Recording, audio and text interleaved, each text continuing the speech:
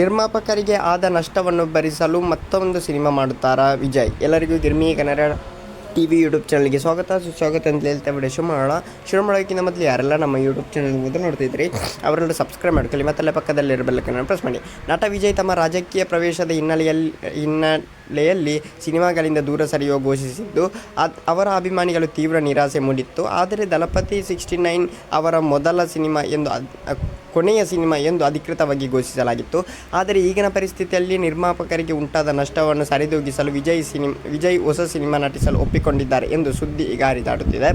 ಈ ಮಹತ್ವದ ನಿರ್ಧಾರದ ಹಿಂದೆ ಒಂದು ಕುತೂಹಲಕಾರಿ ಕಾರಣ ಎನ್ನಲಾಗಿದೆ. ವಿಜಯ್ ಅವರ 69ನೇ ಚಿತ್ರವನ್ನು ನಿರ್ಮಿಸುತ್ತಿರುವ KVN ಪ್ರೊಡಕ್ಷನ್ ಸಂಸ್ಥೆಗೆ ಕೆಲವು ಕಾರಣಗಳ ಆರ್ಥಿಕ ಹಿನ್ನಡೆಯಾಗಿದೆ.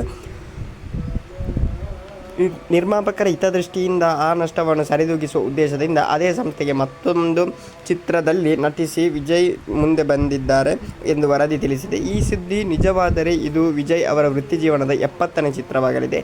ಇಲ್ಲಿವರೆಗೆ 69ನೇ ಚಿತ್ರ ಕೊನೆಯದು ಎಂದು ಭಾವಿಸಿದ್ದ ಅಭಿಮಾನಿಗಳು ಇದು ಬೋನಸ್ ಅಂತಲೇ ಹೇಳ್ಬೋದು. ನೋಡೋಣ, ಸರಿಯಾಗಿ ಸ್ಪಷ್ಟವಾಗಿಲ್ಲ. ಇನ್ನೊಂದು ಚಿತ್ರ ಮಾಡಿದರೆ ಖುಷಿ ಅಂತಲೇ ಹೇಳ್ಬೋದು. ಓಕೆ ಗೈಸ್, ಮುಂದಿರೋ ಸಿಗೋಣ. Thank you.